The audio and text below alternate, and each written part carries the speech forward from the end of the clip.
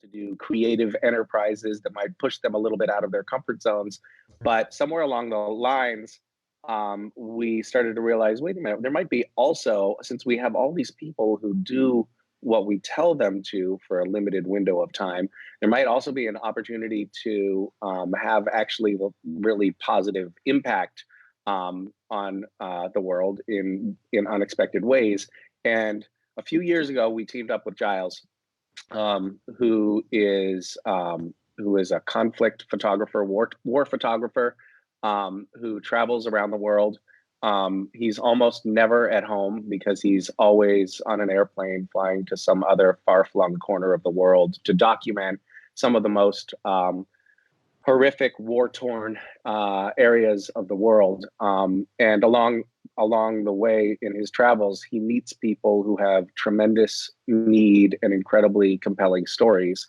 And we as a GISH community, as a scavenger hunt community, have had this incredible opportunity because of Giles' work and his travels to actually identify these people and communities and help them in really meaningful ways. And it's been, for me, the most gratifying aspect of running this thing, but probably also one of the most gratifying things that I've ever been involved with.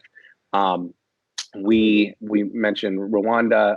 There are a couple of farming collectives, women who are Rwandan genocide survivors living there. And we have been able, because of GISH, we were able to purchase for them farmland that is large enough to give them sustainable farms for hopefully the rest of their lives. It's a really incredible thing to be able to do for these subsistence farmers who've been through the worst tragedies you can imagine. There is a dance school in a township in South Africa that GISH saved from shutting down. It's a ballet school, which brings both art and hope and purpose to a lot of young people who actually sometimes go on to do incredible things like train at Juilliard. It's really an amazing school, and GISH has kept it running. And by the way, a lot of the students at that dance school participated in GISH last year, which was also incredible. And then there's Syrian refugees Syrian refugees who were holed up in tents in Lebanon for years with really dire circumstances and heartbreaking stories. And Giles had been there to document their situation, and then came back a couple years later to find that nothing had changed. And GISH was able to come in and help change that with Giles' help. So those kids who who'd been living in tents are now in school and in apartments, and the families have received medical care, and it's something that we're all incredibly proud of. So that was a really long preamble, but next year for the GISH Winners Trip, we decided to do something different. The Winners Trips in the past have been mostly geared around fun and adventure. And next year's Winners Trip is going to be rife with fun and adventure, but it's also going to be imbued with impact and meaning as well. So what we're going to be working with some people in Laos and Giles again this year, and we are going to be doing our best to help clear bombs in Laos. But I'm gonna turn it over to Giles and let him talk for a little bit, because I know one of the things, we've gotten to know each other for the last couple of years, and one of the things that I know about him is there's nothing that he hates more than hearing my voice. So Giles, go ahead. Well, no, I mean, as you know, I love the idea of you going and clearing bombs in Laos. I think I'll personally send you out there to do that. Laos with no safety equipment or anything, just on a wing and a prayer. Off you go. No training, just off you go. Laos is a really, really special place, and a place that I have a lot of deep affection for and visited many, many times. But it's a forgotten story, a forgotten country. Between sort of 1964 and 1973, during the height of the Vietnam War, which was happening in the neighboring countries, Laos was bombed really relentlessly by the US Air Force. It was probably still is, the most bombed place in the world.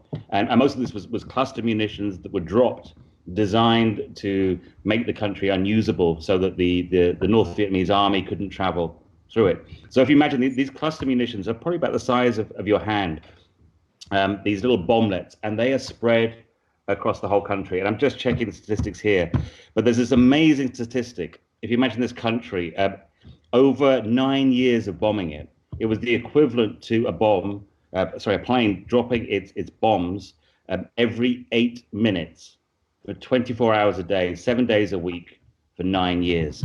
It was just unbelievable, the damage that was done to that country. After the end of the war, it was not cleared, it was not made safe. And so to this day, it is still probably one of the most dangerous countries you can be a farmer in, or living in some of the areas, because of these thousands, millions of small cluster munitions that are still killing children to this day. So when you told me earlier that 30% of these bombs didn't explode when they hit the ground, but they explode when a farmer steps on it, or a cow steps on it, or a kid steps on the way to school. One of the worst things about these bombs is, as I say, they're about the size of your hand, and they actually look like a game, like a ball. And many children actually pick them up. They take them to schools. They find them. The game of bool is very popular in Laos, which is a game where you kind of throw these balls, and often the kids think it's part of the game and pick it up. So unfortunately, it's children that really suffer the most from this legacy. I was there the first time maybe 5 years ago, and I've been back virtually every year. And every year I go back, I meet young children who have lost limbs, whose lives will never be the same because of this terrible legacy. I visited a particular story that kind of really strikes in my mind was a woman called Mrs. Mun. And Mrs. Mun was living in a village that's probably the most bombed place in the world. Over 1 million cluster munitions were dropped on that village in that 9-year period. Now, if you imagine, as you said, about 30% haven't gone off, that's about 300,000 small cluster munitions in a square kilometer.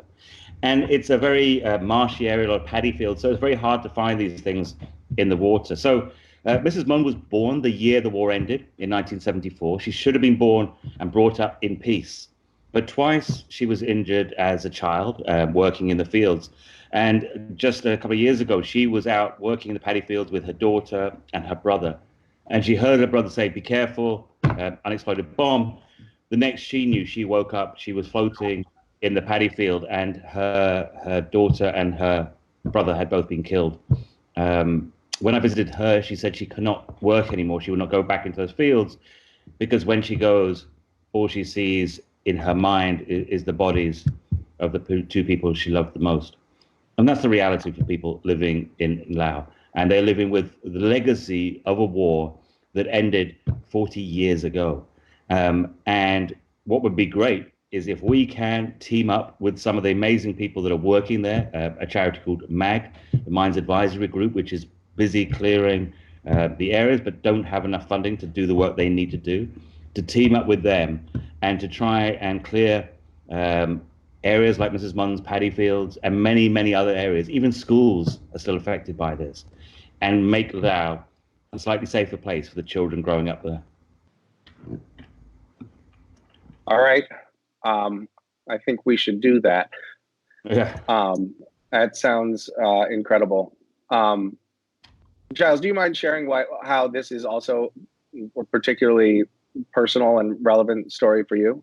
Yeah, I mean, I was, injured myself when I was working as a photographer in 2011 in Afghanistan. I was injured by a landmine, but the effects are exactly the same. I lost both my legs and my left arm. Thankfully, I didn't lose my good looks. But apart from that, it was, no, I mean, in all seriousness, it was devastating. I spent a year in hospital and I had to learn to walk again.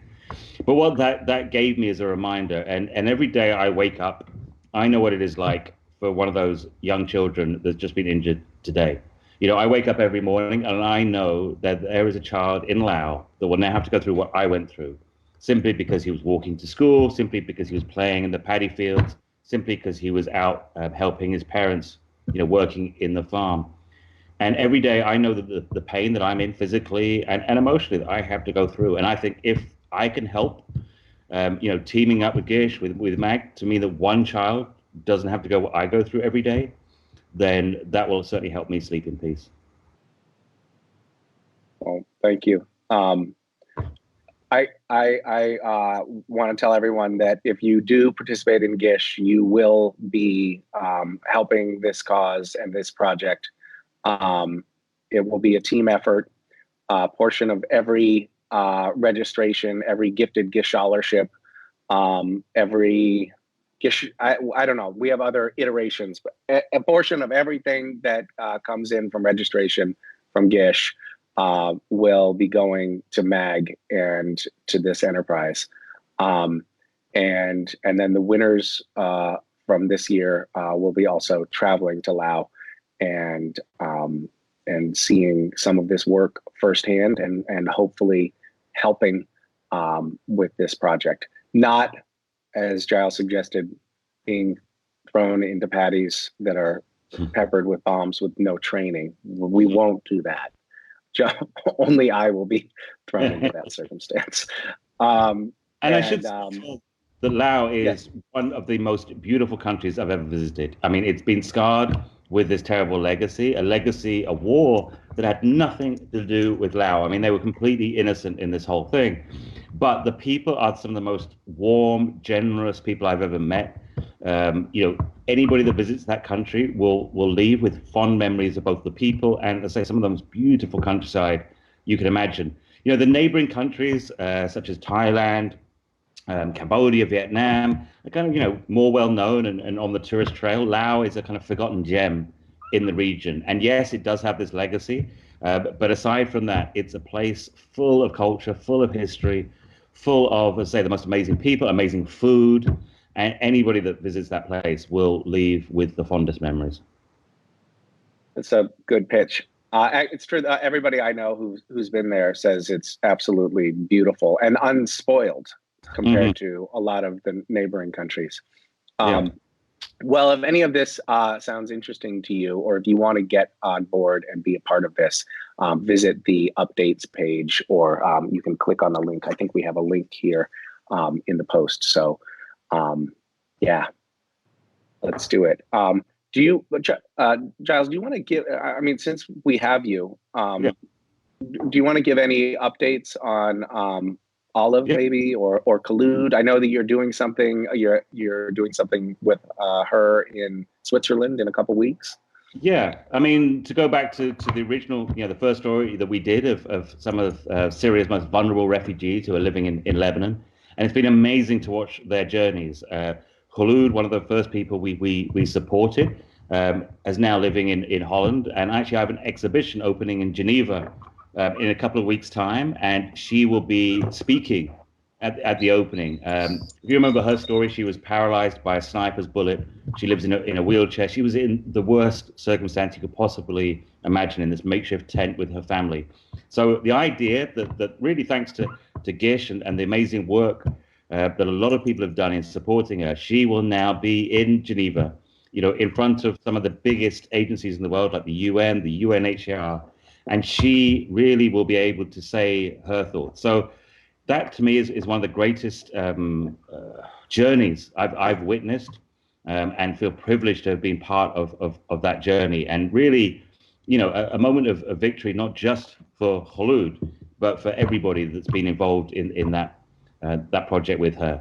And there are many other stories. Huala was a girl that we supported in Lebanon. When I met her, she had really terrible PTSD, post-traumatic stress disorder. She tried to kill herself at 12 years old with rat poison because of the situation her family was living in. Well, just 2 weeks ago, I was in Lebanon to see her on her 16th birthday. She is flourishing at school, and her dream now is to be a doctor. She's 5 years behind with her schooling, but she's prepared to spend those extra 5 years in school to fulfill that dream of being a doctor. And again, she wouldn't have had that opportunity without GISH and Random Acts and that amazing support that's been given to her. So it's a great joy for me to be able to go back and see these families and see their lives flourishing, the children having opportunities they would never have had. And you know, they are incredibly grateful and thankful for people, as they say, strangers, people they had no idea people existed in the world, thinking of them and making that effort to change their lives. And I think this project in Laos, to be honest, is probably the most important thing that we have done, because you know, I believe it's not just about the families that we'll be able to help, the clearance we'll be able to do, but also the awareness of such an important issue. And you know, the people there feel forgotten in many ways. And I think what GISH will do, as it has done every year, is remind these people that they are not forgotten. Thank you. Giles, you're such an inspiration. It's so moving hearing what you're doing. I teared up a little bit just now, and I tried not to, but thank you. Yeah, no, thank you. And thank everybody in the community. It's amazing work we're all doing. All right. Love you, my friend. Okay. Bye. See you soon. Bye.